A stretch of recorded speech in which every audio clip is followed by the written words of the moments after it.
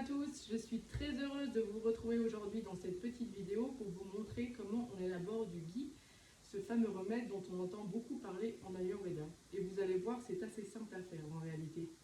Donc on va commencer par le matériel. Ce dont vous avez besoin, c'est évidemment du beurre, pas n'importe quel beurre, du beurre cru, si possible bio. Donc ça on le trouve facilement en magasin bio, Satori, Biocoop. Il y a aussi des petits producteurs certainement dans vos régions. Il vous faut également une cuillère, donc une cuillère en acier ou en inox, avec une petite assiette pour la mettre dedans, surtout pas de cuillère en bois. Il vous faut évidemment un pot vide pour mettre le ghee une fois qu'il sera prêt. Il faut donc soit un sac à lait végétal, ça moi c'est ce que j'utilise, ou alors des petites passoires ou même des filtres à café. Moi j'aime beaucoup utiliser les filtres, les sacs à lait végétaux que vous trouvez également en magasin bio ou sur internet. Et puis il vous faut une casserole, comme vous voyez ici, une casserole avec un fond qui est épais. Donc voilà pour le matériel. Il existe en fait deux méthodes de fabrication du ghee. Il y a une méthode traditionnelle qui est celle qu'on fait en Inde, qui est la méthode du laisser aller. En fait, on ne va rien toucher au ghee, simplement on va l'accompagner par un chant de mantra, on va rester là à côté, on va l'observer. Et il y a une autre méthode qui consiste à venir écumer le ghee au fur et à mesure, donc écumer la mousse en fait qui est sur le dessus. Donc la méthode que je vais vous montrer ici est celle que m'a été enseignée par mon enseignant Vedya Narendradas, est plutôt celle du laisser-faire. Alors pourquoi ? Eh bien, simplement parce que déjà, le fait de laisser la mousse sur le dessus va nous donner une indication de quand est-ce que le ghee est prêt. Et aussi parce qu'en fait, en écumant, on perd une partie du beurre et donc on perd aussi une partie du ghee. Voilà pour cette méthode de préparation. Donc maintenant, je vais vous montrer comment on va faire. Maintenant que vous avez votre matériel, c'est simple. Donc vous mettez votre casserole sur le feu. Donc là, je vais mettre à feu moyen, on va dire, sur 5, donc que ce soit en induction, en céramique ou au gaz, et tout simplement, vous allez mettre votre beurre dans la casserole. Donc là, il y a une petite chose qui est importante, c'est la quantité de beurre que vous allez mettre par rapport à la contenance de votre casserole. Donc moi, je vous conseille de mettre au moins 500 grammes, puisque c'est plus difficile de vraiment arrêter le feu au bon moment quand vous mettez uniquement 250 grammes. Et ce qui est important, c'est que une fois que le beurre il est fondu, il arrive environ à un tiers ou un demi, voilà, un tiers ou un demi de votre casserole. Donc il ne faut pas qu'il y ait juste une petite couche au fond, il faut qu'il y ait quand même suffisamment de beurre dans la casserole. Voilà, donc là maintenant c'est assez simple, on laisse simplement fondre le beurre et on a... Voilà, donc le beurre commence à fondre vraiment beaucoup, donc là on va pouvoir diminuer un petit peu la température, vous mettez à 3 ou 4. Et surtout, vous allez commencer à entendre le son en fait, que fait le ghee. Donc ça, c'est vraiment une méthode qu'on peut utiliser dans la préparation du ghee. C'est simplement d'écouter en fait le son que va faire le ghee au fur et à mesure de la cuisson. Et vous allez voir, au début, on est sur un son qui est assez fort, assez grossier. Et plus on va avancer dans la cuisson, plus ce sera un son qui sera cristallin, doux et léger.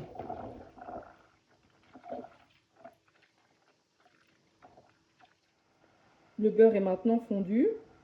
Vous voyez un petit peu l'apparence, la texture que ça a.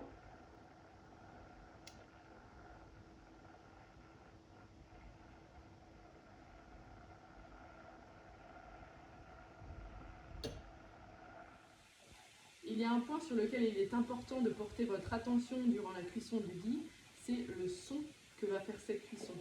Vous allez voir, au début de la cuisson, le ghee peut faire un son qui est assez fort, assez grossier en quelque sorte, et plus vous allez avancer dans la cuisson, plus ce son va devenir léger et cristallin.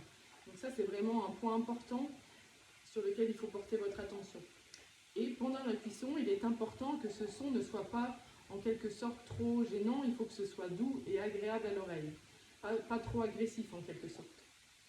Donc, je vous ai expliqué que là on était dans la méthode du laisser-faire, mais pour autant il est très important que vous soyez présent à côté du ghee et que vous le surveillez, parce que ça peut aller très vite et vous pouvez très rapidement manquer le moment où votre ghee sera prêt.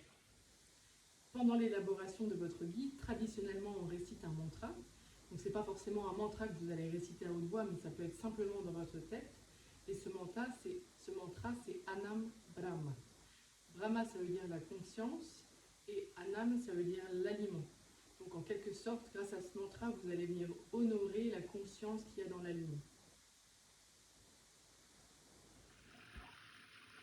On arrive à une nouvelle étape de la préparation du gui. Vous voyez, la consistance de la mousse qui se situe sur le dessus a évolué. Elle est en quelque sorte plus épaisse, plus large, mais comme plus légère. Et on continue de laisser faire. Vous pouvez également écouter le son qui est très agréable à l'oreille, très cristallin, très doux. À ce stade, comme vous le voyez, on ne voit pas le fond de la casserole.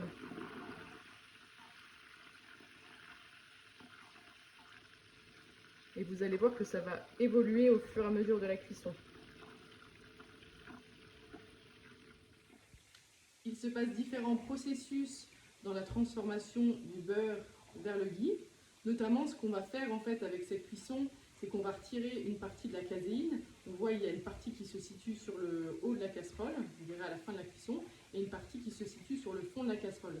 Donc ça, à travers la filtration, on va la retirer. Donc on ne retire pas toute la caséine, mais on retire à peu près 98% de la caséine, qui est une protéine qui peut être un petit peu irritante pour les intestins.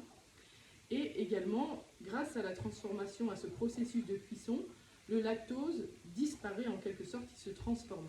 Ce qui fait que le ghi peut être un produit qui est acceptable, tolérable par les personnes qui sont intolérantes au lactose. Donc si bien sûr vous avez une grosse intolérance ou vous avez arrêté les produits laitiers pendant très longtemps, il faut faire attention, mais cependant si c'est une légère intolérance, le ghi peut être consommé.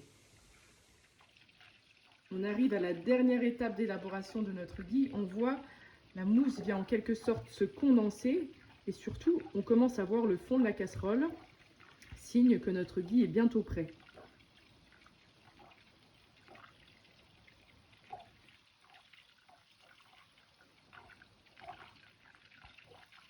On voit maintenant clairement le fond de la casserole.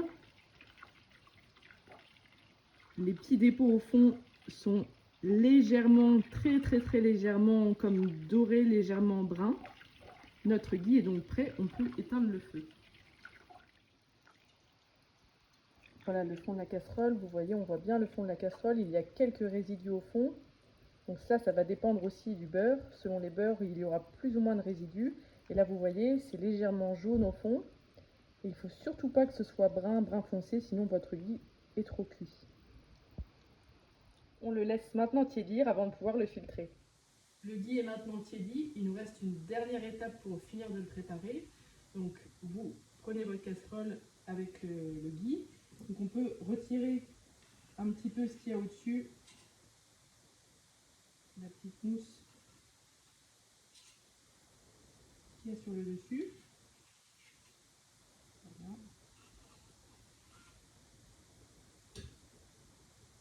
Vous voyez, on voit bien les dépôts là qui sont au fond.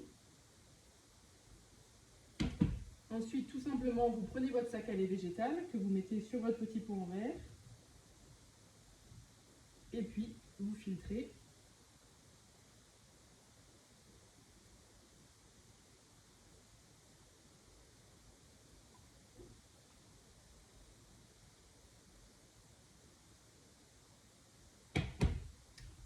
C'est très simple, ça marche très bien avec ces sacs à lait.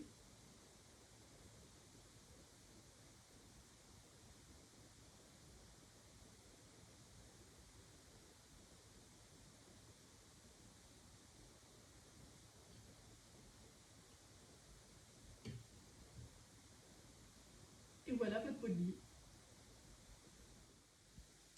Le ghi se conserve à température ambiante. C'est un produit qui est un aliment qui est vivant, qui va évoluer avec son environnement. Donc vous pouvez simplement le mettre près de votre plan de travail, éventuellement avec une petite crépine au-dessus pour le protéger, mais ce n'est pas un aliment qui se conserve au frigo. Voilà, j'espère que cette petite vidéo vous a été utile et qu'elle vous permettra d'élaborer votre propre ghi. Et on se retrouve bientôt pour de nouvelles recettes ayurvédiques. À bientôt!